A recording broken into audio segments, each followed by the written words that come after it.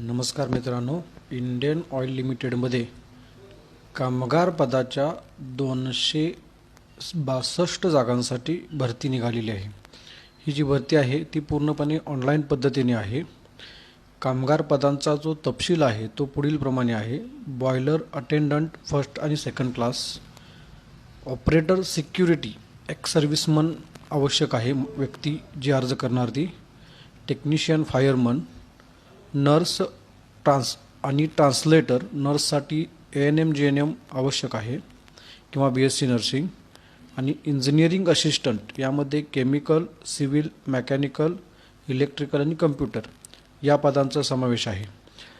याची शैक्षणिक पात्रता जी आहे ती त्या पदानुसार आहे, 10वी 12वी किंवा मग डिप्लोमा, आणि